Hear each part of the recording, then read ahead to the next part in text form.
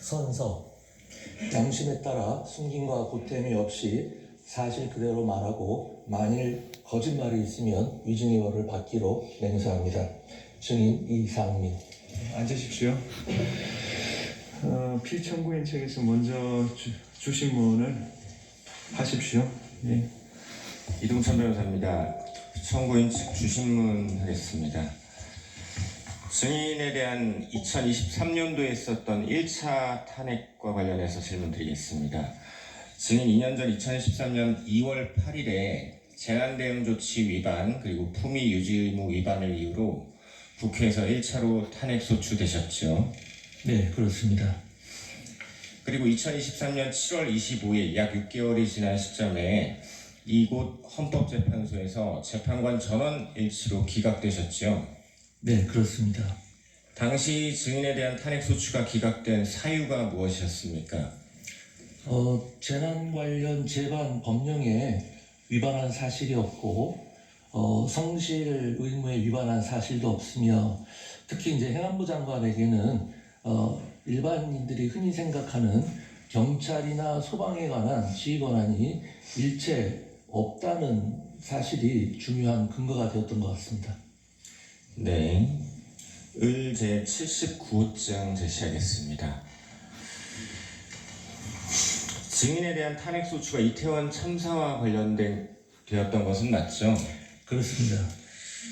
을 제79호증 판결문을 보면 북한의 지령을 받은 민주노총 간부들에 의해서 이태원 참사를 정쟁에 활용하라 라는 북한의 지령을 받아서 그 혐의 포함 간첩죄로 중형이 선고되었었는데 이 사실 알고 계시죠? 네, 알고 있습니다. 당시 이런 판결을 보시면서 어떤 생각이 드셨습니까? 그때 저도 이제 언론을 통해서 이와 같은 사실을 접했는데요. 이태원 참사를 세월호 참사와 같이 진상규명 투쟁을 하고 각계각층의 분노를 최대한으로 이끌어내서 조직적으로 활동하라는 지령을 북으로부터 내린 것이라고 그렇게 언론 보도에서 제가 들은 것으로 기억을 합니다. 제가 이걸 보면서 이태원 참사와 같은 국가적 비극을 이렇게 사회 분열, 그 다음에 체제 전복 수단으로 이용하고자 하는 조직적인 세력이 아직도 있구나라는 거에 대해서 제가 깜짝 놀랐고요.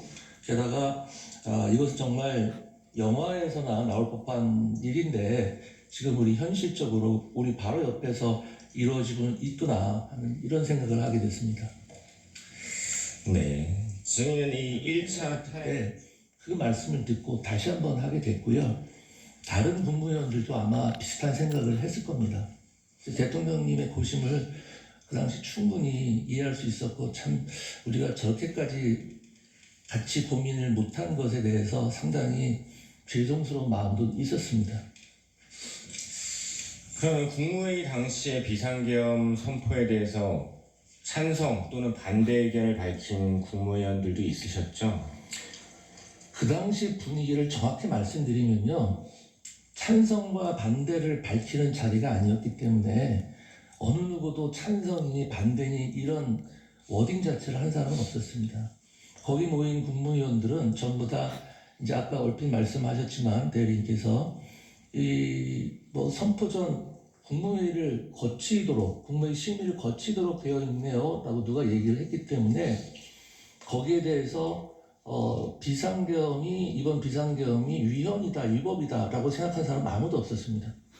단지 이렇게 비상계엄이 약 45년 만에 선포됐을 때 국민들이 이것을 받아들일 수 있겠는가, 외교나 경제에 미치는 영향이 얼마나 크겠는가, 과연 이걸 추후 정무적인 부담이라든지 야당의 공세를 막아낼 수 있겠는가 라는 것에 대해서 상당히 걱정과 우려를 했고 그렇다면 대통령님을 우리가 만류해야 되지 않는가 이러는 상황이었습니다. 한 사람씩 돌아가면서 찬성 반대를 밝히는 자리도 아니었고요. 몇몇 분이 그런 이야기를 하면 대부분 공감하면서 말씀을 추가로 하시는 분들도 있었고 뭐 거기에 공감은 하지만 아무 말씀도 안 하는 분도 있었고, 하지만 뭐 거기에 대해서 뭐 반대하거나 찬성하거나 뭐 이런 분은 없었고요. 전반적으로 모든 국무위원들이 걱정과 우려 속에 대통령을 만류해야 되는 거 아니냐, 이런 상황이었습니다. 네. 그러고 나서 이제 대통령께서 국무회의 마치고 예정된 원래 22시를 넘긴 22시 22분경에 브리핑룸으로 내려가서 23분부터 대국민 담화와 함께 비상계엄 선포하셨죠. 네. 증인이 대통령 집무실에 도착한 20시 40분경부터 대통령이 비상계엄을 선포하러 대회의실을 떠난 22시 22분경까지 약 1시간 44분입니다. 이 시간 동안 11명의 국무위원들이 동시에 한자리에 앉아서는 아니지만 순차적으로 집무실 그리고 바로 옆 대회의실에서 대통령이 어떤 이유로 비상계엄을 선포하려 한다라는 걸 설명하시고 비상계엄 선포에 관한 총리, 기타 국무위원들의 의견이 대통령에게 전달되고 다시 그에 대해서 대통령이 자신의 의견을 밝히기도 한 거죠. 네, 그렇습니다. 이게 한꺼번에 모인 게 아니라 국무위원들이 이제 순차적으로 왔기 때문에 늦게 온 국무위원들은 옆자리에 있는 국무위원들이 지금 무슨 상황이냐, 무슨 얘기가 오고 갔냐 해서 두 분이서 이야기를 하면서 다들 업데이트가 되어 있는 상태였습니다. 네. 당시에 증인 외에도 다른 국무위원들도 국무위원 서로 간에 논의를 하고 일부 국무위원들은 대통령에게 의견을 전달하기도 했었죠. 그렇습니다. 아까 말씀드린 바와 같이 저도 한번 들어갔다 왔고요. 총리님도 뭐 두세 번 정도 들어갔다 오신 것으로 제가 기억을 합니다.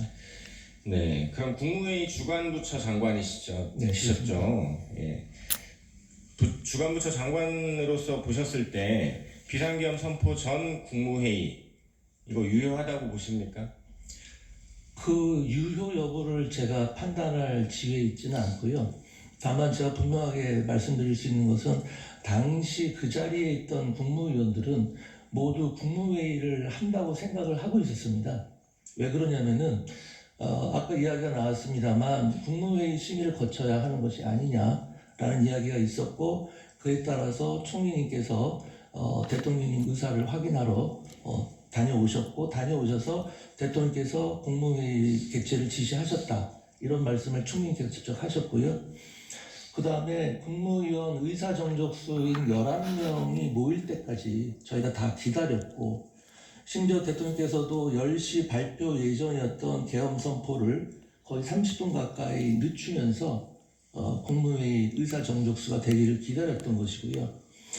그 다음에 의사정족수가 된 다음에는 아까 말씀드렸습니다만 대통령께서 정장을 갖추시고 저희들이 모여있던 대접견실로 건너오셔서 중앙에 앉으시고 저희들도 자리를 다시 한번 정리해서 앉았고, 그때 있던 수석비서관들도 다 빠지고 이런 상황이었습니다. 그렇기 때문에 당시 참석했던 국무위원들 자체는 다 국무회의를 한다고 생각을 했을 겁니다. 저뿐만이 아니라. 다만 그것이 국무회의로서 인정을 받을 수 있느냐 없느냐는 또 별개의 문제라고 생각합니다. 네.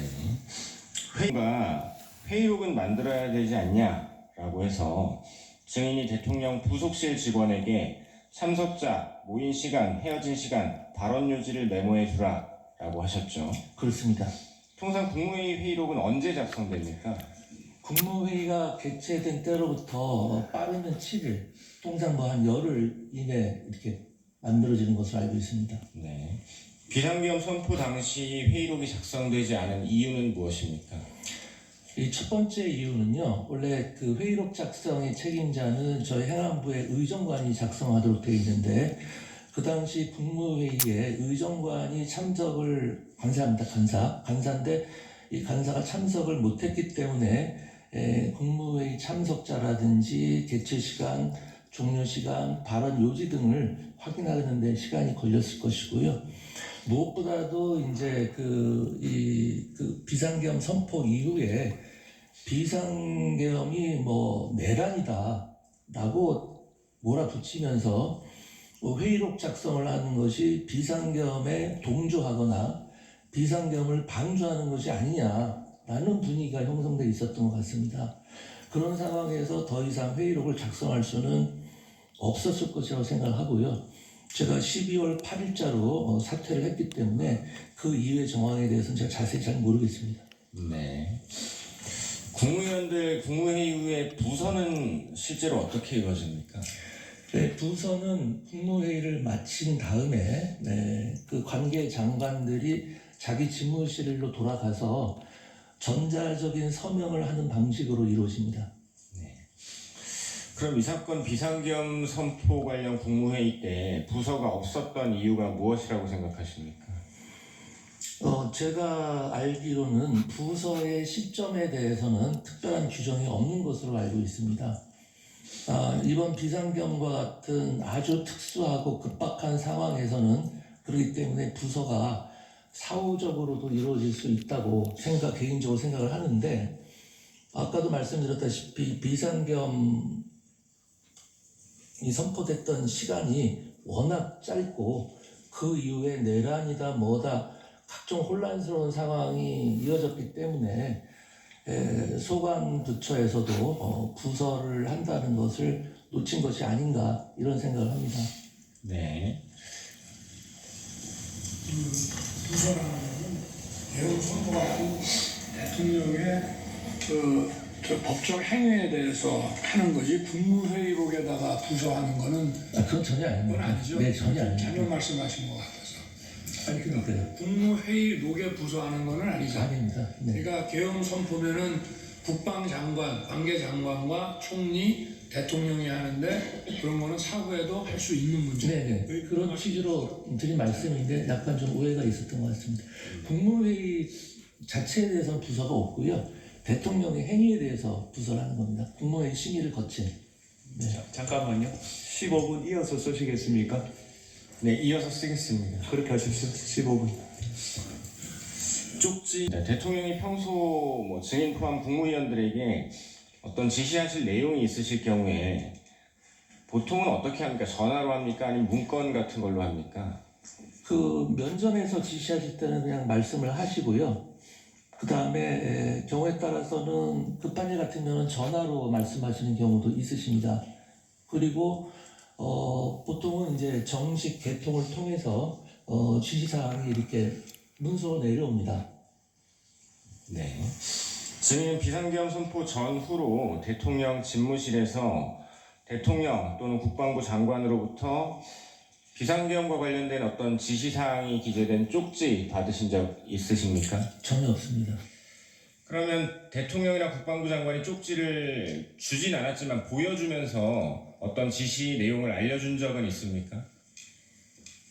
그런 사실도 전혀 없고요. 이번 대통령에 대한 검찰의 공소장을 보니까 보여줬다는 얘기가 나오는데, 대통령이 주면 주지 보여주고 그렇게는 상식적으로 저는 납득이 안 합니다. 네.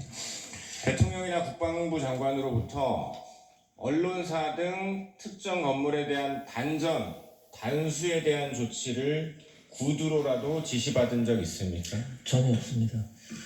그런데 언론을 보면 증인께서 소방청장에게 몇 군데 단수를 지시했다는 이야기가 계속 나오는데 소방청장과 통화는 하셨죠? 통화했습니다. 왜 통화하신 거고 어떤 이야기 했는지 말씀해 주실 수 있습니까? 조금 설명이 필요한데요. 제가 대통령실에서 종이 쪽지 몇 개를 좀 멀리서 이렇게 본 게 있습니다. 그런데 그 쪽지 중에는 소방청 단수 이런 내용이 적혀져 있었습니다. 그때가 언제였냐면은 제가 대통령님께 이제 그 국무위원들의 분위기, 국무위원들이 생각하는 거 그런 만류하러 들어간 자리에서 짧게 한 1, 2분 머물 때 잠깐 얼핏 보게 된 건데요. 그리고 나서 이제 비상계엄이 선포가 되고 제가 이제 광화문으로 돌아가는 제 차 안에서 그 쪽지 본 게 생각이 났습니다. 그런데 그 쪽지가 어떤 맥락에서 작성이 되고 어떤 의미인지는 잘 모르겠지만 제가 본 대로 만약에 단수를 소방이 한다고 할 경우에 이것을 무작정 하게 되면 거기 국민들에게 큰 안전사고가 발생할 수도 있겠다. 경우에 따라서는 큰 인사사고가 갑자기 단전단수를 하면 인사사고가 발생할 수 있겠다라는 생각이 들었고 사무실로 돌아가는 내내 그게 굉장히 마음에 쓰였습니다. 그래서 사무실로 돌아간 다음에 이제 큰 사건 사고 접수된 거는 없는지 어떤 각종 시위나 충돌 같은 상황은 없는지 그런 상황이 전반적으로 궁금해서 제가 경찰청장과 소방청장에 차례로 전화했습니다. 그 소방청장에게 전화하면서도 그런 것들을 물어본 다음에 아까 그 쪽지가 생각이 또 나고 걱정이 돼서 만일의 경우를 대비해서 국민의 안전에 대해서 최우선적으로 그리고 꼼꼼히 챙겨달라는 취지에 당부를 한 거고 뭐 언론이나 이런 데서 일부 보도되는 것처럼 제가 소방청장에게 단전단수를 지시한 것이 아닙니다. 아까 말씀드렸습니다만 행정안전부 장관에게는 소방청장을 지휘하거나 어떤 지시를 할 권한이 전혀 없습니다. 그리고 제가 2년 넘게 행정안전부 장관으로 재임하면서 역대 소방청장이나 지금의 허석본 소방청장님에게 어떠한 지시를 한다거나 뭘 하세요, 하지 마세요 이런 이야기를 일체 한 적이 없습니다.